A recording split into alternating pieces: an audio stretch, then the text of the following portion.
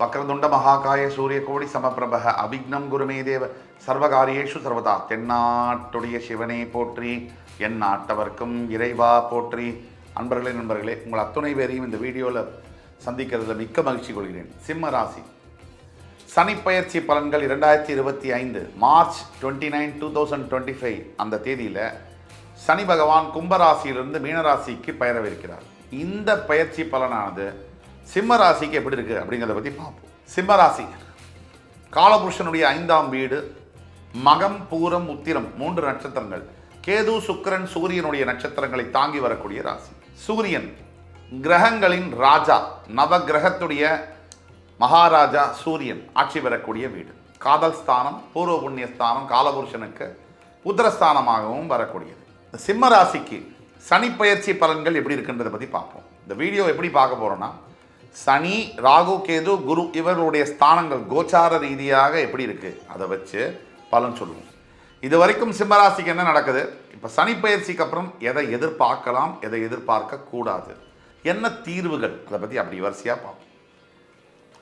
சிம்மராசிக்கு இதுவரைக்கும் கடந்த 2019ஆம் ஆண்டு வரைக்கும் மிகப்பெரிய அவஸ்தையில் இருந்த சிம்மராசி அன்பர்களுக்கு இந்த 2020 கோவிட் உலகமே ஊரே தவிச்சுக்கிட்டு இருந்தபோது இவங்களுக்கு இப்போ தான் கொஞ்சம் அப்படியே லைஃப் ஆரம்பிச்சது. இந்த 21, 22, 23 இதெல்லாம் கொஞ்சம் நல்ல ஆண்டுகள் அப்படின்னு சொன்னாலும் மிக இல்லை. 2023ஆம் ஆண்டு பல சிம்மராசி அன்பர்களுக்கு நிறைய சிக்கல்கள் இருந்த ஆண்டாக இருந்தாலும் கூட 2024 சிம்மராசிக்கு மிகப்பெரிய அளவில் ஒரு ஏற்றங்களை கொடுத்த ஆண்டு அப்படிங்கிறதுல இரண்டாம் கருத்து என்பது இருக்க முடியாது.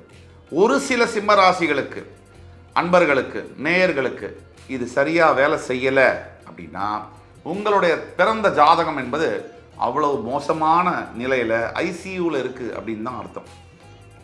மிச்சபடி 85% சிம்மராசி நேயர்களுக்கு 2020ஆம் ஆண்டிலிருந்து நிறைய டெவலப்மெண்ட்ஸ் இருந்திருக்கும். அப்படிதான் கோச்சார ரீதியான பலன்கள் இருக்கு. சிம்ம ராசிக்கு அஷ்டம சனியாக வரப்போகுது. அதாவது இது நாள் வரைக்கும் கும்பராசியில் கண்டக சனியாக இருந்த சனி பகவான் அஷ்டமஸ்தானத்தில் மீனராசியில் போய் அமரப்போகிறார். சிம்ம ராசியுடைய அதிபதி சூரியனும் சனியும் ஜென்ம விரோதிகள் அப்படின்னு சொன்னால் மிக இல்லை. கொஞ்சம் கூட ஒற்றுமை இல்லாத பகை கிரகங்கள், வீரிய பகை அப்படின்னு சொன்னால் அதில் மிக இல்லை, அதிவீரிய பகை. இப்போ சிம்மராசிக்காரர்களுக்கு பொதுவாக ஏன் சனி பகவான் எதிரி?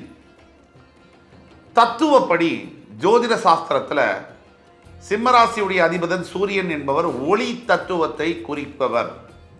சனி பகவான் சூரியனுடைய ஆர்பிட்டில், சூரியன் இருக்கிற இடத்துலேருந்து மிக தொலைவில் இருக்கக்கூடிய காரணம் 7th ஆர்பிட்டில் இருக்கிறதுனால அவர் இருள் கிரகமாக பார்க்கப்படுகிறார்.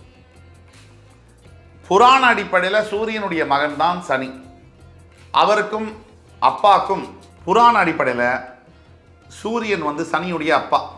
அந்த விதத்துலையும் 2 பேருக்கும் ஒத்துக்காது, தந்தை மகனுக்கும். இப்போ சனி பயிற்சியானது சிம்மராசிக்கு என்னெல்லாம் செய்யும் அப்படிங்கிறத பற்றி விரிவாக பார்ப்போம்.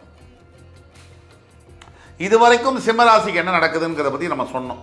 ஓரளவுக்கு லைஃப் இப்போ தான் ரிவைவ் ஆகி ஒரு முன்னேற்ற பாதையில் போயிட்டு இருக்கக்கூடிய லட்சோப லட்ச சிம்மராசி என்பவர்களுக்கு இந்த வீடியோ சமர்ப்பணம்.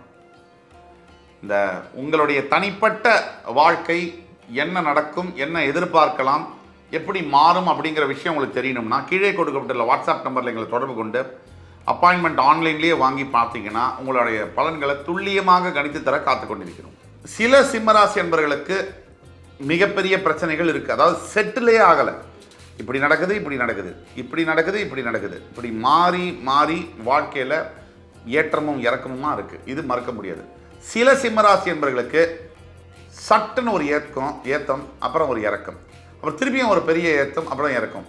இறக்கங்கள் கம்மியாகவும் ஏத்தங்கள் அதிகமாகவும் இருக்குது. இதுவும் இருக்குது. இது பெருவாரியான சிம்மராசி நேயர்களுக்கு. இப்போது சிம்மராசி என்பர்கள் சனி பயிற்சி 2025 எதை எதிர்பார்க்கலாம், நம்ம அதை பற்றி பார்ப்போம். அஷ்டம சனி, கும்பராசியில் கண்டக சனியாக இருந்த சனி பகவான் அஷ்டமஸ்தானம் மீனராசியில் வரும்போது மார்ச் 29, 2025 திருக்கணித பஞ்சாங்கப்படி அஷ்டம சனியுடைய தாக்குதல் எப்படி இருக்கும்னு எல்லாருக்குமே தெரியும். முக்கியமாக சிம்மராசிக்கு தேவையில்லாத அலைச்சல், மனசு அப்படியே போட்டு கசக்கி புளியிற மாதிரியான அமைப்பு, உறவுகளில் பிரச்சனை, பண வரவு கம்ப்ளீட்டாக தடபட்டு போகிறது, புதிய முயற்சிகள் தோல்வி அடைகிறது, எல்லாத்துக்கும் மேலே முக்கியமாக அலக்கழிக்கிறது. ஒரு சின்ன விஷயத்துக்கு கூட 10 தடவை நடக்கிறது, போய் போய் போய் வர்றது, வெயிட் பண்ண வைக்கிறது, காக்க வைக்கிறது, வச்சு காலையிலேருந்து சாயங்காலம் வரைக்கும் காத்து அந்த விஷயம் நடக்காமையும் போகுது. இப்படி சிம்மராசிக்காரர்களுக்கு அஷ்டம சனியானது இப்படி தான் வேலை செய்யும், இப்படி தான் இது நடக்கும். இதை எதிர்பார்க்கணும். இந்த பொய் பேசி பழக வேண்டாம். உண்மை இதுதான். இதை எதிர்பார்க்கணும். எப்படி இதுக்கு தீர்வு காணவுங்கிறத பற்றி கடைசியில் பேசுவோம். அடுத்தபடியாக தொழில் சம்பந்தப்பட்ட விஷயங்களில் சிம்மராசிக்கு எஸ்பெஷலி ரியல் எஸ்டேட் துறை, ஹோட்டல் துறை, விவசாயம் தொழில் சார்ந்த தொழில்கள், அரசாங்க பதவிகளில் இருக்கக்கூடிய சிம்மராசி அன்பர்கள், ஹோல்சேல் டீலர்ஷிப், மெட்டல்ஸ் இரும்பு சம்பந்தப்பட்ட தொழில்களில் இருக்கக்கூடிய சிம்மராசி அன்பர்கள் அனைத்து பேருக்கும் மிகப்பெரிய அளவில் தொழிலில் முடக்கங்கள் காணப்படலாம். உங்கள் தனிப்பட்ட ஜாதகத்தில் நடக்கக்கூடிய தசாபுக்தி பலன்கள் சிறப்பாக இருக்கும் பட்சத்தில் நாம் சொல்லக்கூடிய பலன்கள் கொஞ்சமாகவோ நிறையாகவோ மாறும். ஆனால் அஷ்டம சனி யாரையுமே ஸ்பேர் பண்ண மாட்டார். முக்கியமாக சிம்மராசிக்காரர்கள் தெரிந்து கொள்ள வேண்டியது, மனசளவில் நீங்கள் ரொம்ப ரொம்ப ரொம்ப தைரியமாக இருக்க வேண்டிய நேரம்னா உங்கள் வாழ்க்கையில் இந்த நேரம் தான். பயந்தீங்கன்னா முடிச்சிடும். வில் பவர், உங்களோட மனசில் இருக்கக்கூடிய தைரியம் தான் உங்களை காப்பாற்றணும். இதை மனசில் நீங்கள் மறக்காமல் எழுதி வைங்க. இது ரொம்ப ரொம்ப முக்கியமான பாயிண்ட்டு. தன்னம்பிக்கை உங்களுக்கு நான் சொல்லி தெரியணுங்கிறதுல மனோ தைரியம், இதை வலியுறுத்துங்க. அடுத்த பாயிண்ட் என்னென்னா, சிம்மராசி அன்பர்கள் புதுசாக எந்த பிஸ்னஸையும் தயவு கூர்ந்து இந்த 2025 மார்ச் 29ஆம் தேதிக்கு அப்புறமா தொடங்க வேண்டாம். புதிய முயற்சிகள் இப்போலேருந்தே தொடங்க வேண்டாம். நம்ம செப்டம்பர் 2024 இருக்கும். இப்போலேருந்தே புதிய முயற்சிகள் தொடங்க வேண்டாம். நம்மளை தேரில் இழுத்து சந்தியில் கொண்டு விட்டுடும். புரியுதுங்களா? தேரை இழுத்து தெருவில் கொண்டு விட்டா மாதிரி ஆகிடும். அதனால ஜாக்கிரதையாக இருக்க வேண்டியது அவசியம். இப்போ சிம்மராசி அன்பர்களில் பல பேர் திருமணத்திற்காக காத்து கொண்டிருக்கீங்கன்னு வச்சுங்க. கூடிய மட்டும் நீங்கள் திருமணம் செய்வதை தவிர்க்கணும். இந்த காலகட்டங்கள், இந்த 2.5 வருஷத்தில் அல்ல திருமணத்துக்காக காத்துக்கிட்டு இருக்கீங்கன்னா தயவு செய்து திருமணத்தை கொஞ்சம் செஞ்சுக்கிட்டாலும் கம்ப்ளீட்டாக அடங்கி போயிடுங்க. அது வாழ்க்கை முழுக்க எப்படியும் திருமணம் செஞ்சால் அடங்கி தான் போகணும். முக்கியமாக பெண்கள் சிம்மராசியாக இருக்கக்கூடிய பட்சத்தில் உங்களுக்கு எதெல்லாம் பிடிக்காது அதெல்லாம் உங்களுடைய கணவர்மார்கள் செய்வாங்க. ஆண்கள் சிம்மராசியாக இருக்கிற பட்சத்தில் உங்களுடைய மனைவிமார்கள் உங்களுடைய மூளையை அப்படியே பிரித்து தின்னுடுவாங்க. நீங்கள் அனுசரித்து தான் போகணும். முதல்ல 7.5 சனி, அஷ்டம சனி, இப்போ சிம்மராசிக்கு அஷ்டம சனி வருதுன்னா எதெல்லாம் நம்ம எதிர்பார்க்கணும் அப்படிங்கிறத நம்ம மனசில் முதல்ல செட் பண்ணிக்கணும். சூப்பராக நடக்கும், அப்படி நடக்கும், இப்படி நடக்கும்னா நடக்காது. மனசை முதல்ல ரெடி பண்ணிக்கணும். அப்போ தான் பிரச்சனைகளை சமாளிக்க முடியும். தைரியமாகவும் நிம்மதியாகவும் பொறுமையாகவும் இருக்கும். இந்த பிரச்சனைகளுக்கு தீர்வு உண்டு. அதை பற்றி பார்ப்போம். அடுத்தபடியாக சிம்மராசி என்பர்கள் நீங்கள் எதிர்பார்ப்பை குறைச்சிக்கணும்னு இப்போ தான் சொன்னேன். அதே மாதிரி பணம் கொடுக்கறதுல வாங்கிறதுல ஹைலி காஷியஸாக இருக்கணும். நீங்கள் யாருக்காவது இப்போ பணம் கொடுத்தீங்கன்னா கங்கா ஜலத்தில் கொண்டு போய் போடுறதா நினச்சி கொடுத்துருங்க. திருப்பி அவங்க கொடுப்பாங்கன்னு நினச்சி கொடுக்காதீங்க. நட்பு முறியும், உறவு முறியும். அதே மாதிரி நீங்கள் யாருக்காவது வாக்கு கொடுக்குறீங்க, சிம்மராசியை பொறுத்த வரைக்கும் சும்மாவே நீங்கள் வாக்கு கொடுத்துருவீங்க. நான் அதெல்லாம் பண்ணிவிடுவேன், எனக்கு அதெல்லாம் ஈஸி, எனக்கு அதெல்லாம் ஒரு விஷயமே இல்லை அப்படின்னு வாக்கு கொடுப்பீங்க. இப்போ நீங்கள் வாக்கு கொடுத்தீங்கன்னா அஷ்டம சனி வர்றதுனால அப்படியே மாட்டிக்குவீங்க, லாக் ஆகிடுவீங்க. முன்னாடியும் போக முடியாமல் பின்னாடியும் போக, அந்த மாதிரி சிச்சுவேஷன் இருக்கிறதுனால தயவு செய்து யாருக்கும் தேவையில்லாமல் வாக்கு கொடுக்காதீங்க. இதை செய்வேன் அதை செய்வேன் கமிட்மெண்ட் கொடுக்காதீங்க.